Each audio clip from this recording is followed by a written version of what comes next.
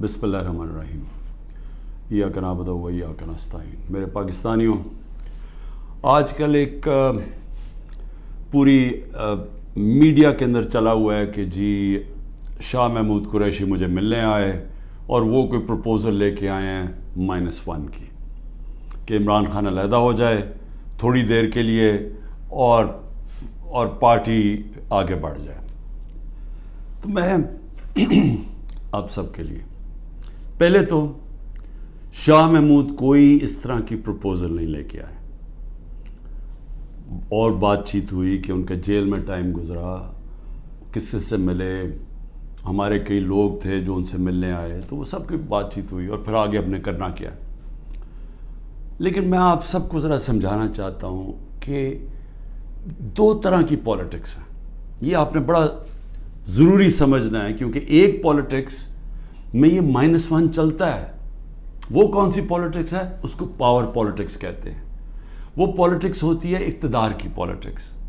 وہ پالیٹکس ہے کہ اگر عمران خان پرائم منسٹر بننا چاہے، اچھا جی ابھی اسٹیبلشمنٹ میرے سے ناراض ہے، چلو میں تھوڑا پیچھے ہو جاتا ہوں، پارٹی کو آگے کر دیتا ہوں، کوئی ڈیل کر لیتا ہوں، کوئی سمجھوتا کر لیتا ہوں، اور اس کے بعد پھر آگے جا کے دیکھیں گے کہ ابھی کسی اور کے حوالے کر دوں تو وہ اس کے بعد پھر میری باری آ جائے گی۔ اس کو پاور پالیٹکس کہتے ہیں۔ دوسری پالیٹکس ہے جو میں پالیٹکس کر رہا ہوں 27 سال سے، وہ پالیٹکس ہے جو قائد اعظم کی پالیٹکس تھی۔ وہ پالیٹکس وہ ہے جو کہ مشن کی پالیٹکس ہے، کوئی وہ ذات کی پالیٹکس نہیں ہے۔ وہ پالیٹکس وہ ہے جو ہم سارے مسلمان انسپائر ہوتے ہیں ہماری نبی صلی اللہ علیہ وسلم سے، کہ انہوں نے بھی ایک مدینہ کی ریاست سنبھالی تھی، انہوں نے بھی مشکل وقت گزارا تھا، اور اس کے بعد انہوں نے دنیا کی تاریخ کا سب سے بڑا انقلاب لے کے آئے تھے۔ اور ہم تو کبھی ان کے اپنا سوچ نہیں سکتے کہ ان کے جوتوں کی مٹی کے قریب بھی ہوں، لیکن قرآن میں ہمیں حکم ہے کہ ان کی زندگی سے سیکھو، ان کی سنت سے سیکھو۔ وہ پالیٹکس بڑے مقصد کی ہے، وہ اپنی ذات سے ہٹ کے ہے کہ میرے نبی صلی اللہ علیہ وسلم جب سارا عرب ان کے نیچے آ گیا تھا تو انہوں نے اپنا رہن سہن نہیں بدلا، وہ جدھر تھے ادھر ہی رہے، مقصد بڑا تھا۔ تو ہم تو ان سے انسپائر ہوئے ہیں۔ میں تو نہ پالیٹکس میں آتا ہی نہ کبھی۔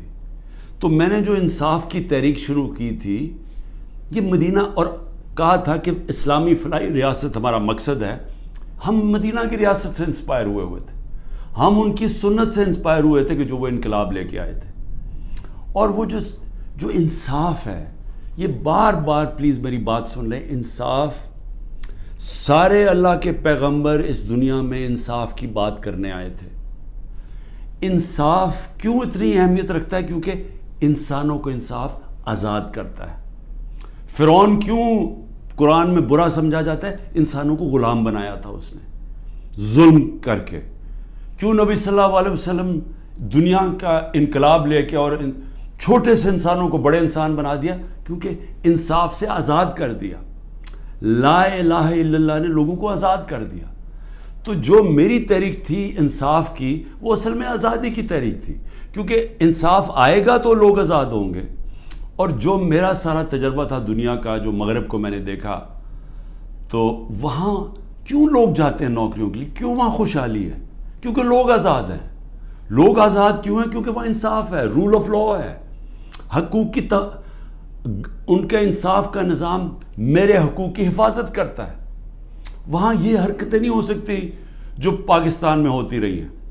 اور میں یہ بھی کہتا ہوں کہ میرے اپنے لوگوں کو، میں اپنی ٹیم کو بتاتا ہوں کہ اب آپ کو پتہ چلا جو ہمارے پر جب ظلم ہوا کہ کیسے پاکستان کا کمزور طبقہ، مزدور، ہاری، کسان، جو کمزور طبقہ ہے، غریب، وہ چھابڑی والا، چھوٹے دکاندار، چھوٹے صنعت کار، یہ ہر وقت ان کو اس کا ظلم کا سامنا کرنا پڑتا ہے۔ جب وہ طاقتور کے سامنے آتے ہیں، ان کے پاس کوئی ان کی حفاظت کرنے کے لیے نہیں، ان کے تحفظ کرنے کے لیے نہیں، ان کے فنڈامنٹل رائٹس کو کوئی کسی قسم کا تحفظ نہیں۔ اور اس لیے تھانہ کچہری پٹواری کی پالیٹکس ہے، کیونکہ جو ان کا رائٹ ہے تھانہ کچہری پٹواری، وہی ان کو ادھر ظلم ہوتا ہے ان کے اوپر، ان کی زمینوں پہ قبضہ ہوتا ہے، قبضہ گروپ ہے یہاں، کیونکہ انصاف نہیں ہے.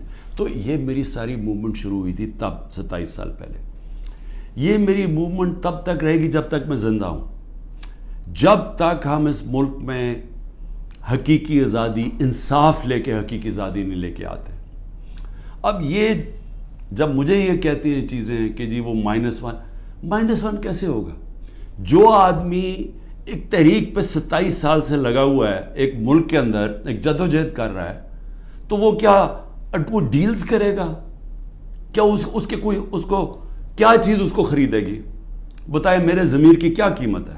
کیا پرائم منسٹرشپ قیمت ہے کہ اگر آپ یہ کر دیں تو آپ کو پرائم منسٹر میں تو پرائم منسٹر بن چکا ہوں. اور میں نے جب پرائم منسٹر بنا میں نے ایک بات کہی کہ اگر پھر وہ مجھے 2018 کا موقع ملتا میں سیدھی الیکشن پھر سے کرواتا، کیونکہ جو میں انصاف لانا چاہتا ہوں اور طاقتور کو قانون کے نیچے لانا چاہتا ہوں وہ آئی تب سکتا ہے جب آپ کے پاس طاقت ہو. تو جب ایک کمزور ایک کولیشن گورنمنٹ، وہ کیسے اس میں کیسے طاقت ہوگی کہ اس ملک میں انصاف قائم کرے؟ تو میں نے اس لیے بار بار میں نے کہا، میرے سے جب لوگوں نے پوچھا کہ آپ نے کیا غلطی کی، میں نے کہا میں نے غلطی یہ کی کہ مجھے شروع میں الیکشن کروا دینے چاہیے تھے، اور کمزور گورنمنٹ سے میں وہ اصلاحات جو لانا چاہتا تھا وہ نہیں لا سکتا تھا. تو اب میں آپ کو بتاؤں کہ جس طرح کی حرکتیں ہو رہی ہیں میرے لوگوں کے اوپر، میں اس لیے یہ آپ کے سامنے رکھنا چاہتا ہوں کہ آزاد معاشروں کے اندر یہ نہیں ہو سکتا. یہ صرف غلاموں کو ہوتا ہے. یہ صرف فرعون ایسی حرکتیں کرتا تھا لوگوں کے اوپر دہشت پھیلانے کے لیے، جو آج ہمارے پہ ہو رہا ہے. اور میں سارے پاکستانیوں کو کہنا چاہتا ہوں، جو اس وقت یہ پی ڈی ایم والے بھی بیٹھے ہوئے ہیں، یہ جو آپ تماشا دیکھ رہے ہیں، یہ یاد رکھیں کہ یہ آج ہمارے پہ ظلم ہو رہا ہے، یہ ظلم آپ کے اوپر بھی ہوگا.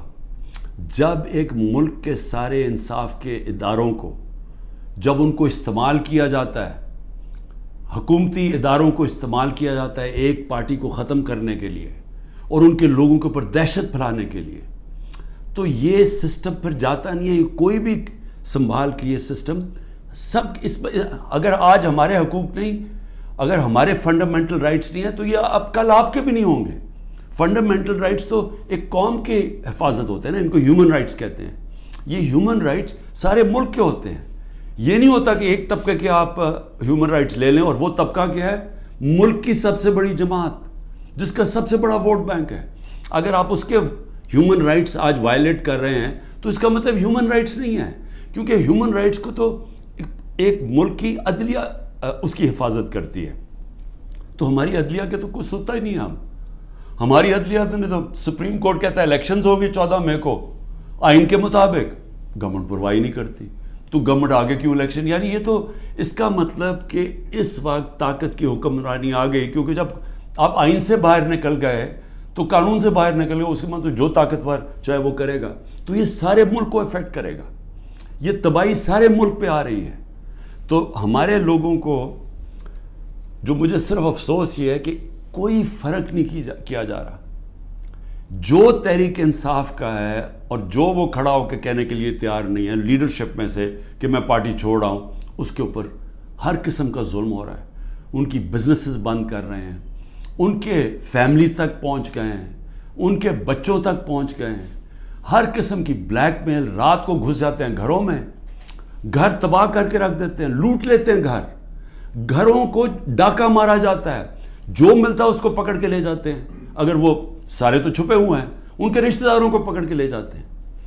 یہ تو بدترین دنیا کی ڈکٹیٹرشپس میں، یعنی وہ نظام جن کی دنیا مثال دیتی ہے، ہٹلر کا جرمنی، اسٹالن کا رشیا، سوویت یونین، یہ ان خوفناک ظلم کے نظاموں میں اس طرح کی چیزیں ہوتی تھی جو آج ہمارے اوپر ہو رہی ہیں.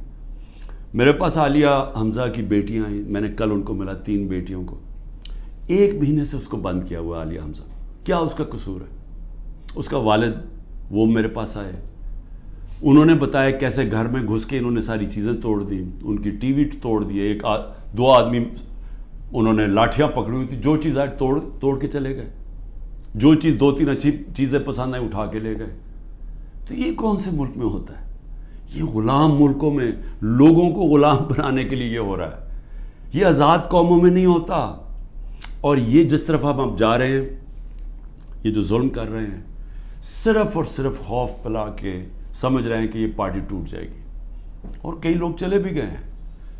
لیکن کیا اب میرے سے پوچھیں کہ کیا مجھے اس سے کوئی فرق پڑ رہا ہے؟ 150 سے اوپر کیسز کر دیے, قتل کا کیس آخری کر دیا میرے اوپر. مجھے 19 بیلیں لیے میں نے ایک دن میں. یہ دنیا کا ریکارڈ ہے. اس کے بعد 4 گھنٹے نیب میں بیٹھا ہوں. 4 گھنٹے نیب نے میرے سے وہ جو سوال پوچھے, میں چیلنج کرتا ہوں کہ کسی عدالت کے اندر کبھی بھی یہ کیس کی کوئی اہمیت ہو جائے.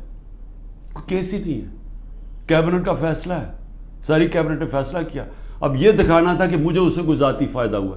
کیا القاعدہ جو پہلا بن چکی تھی, شروع ہو گئی تھی یونیورسٹی, کیا وہ ایک ٹرسٹ ہے؟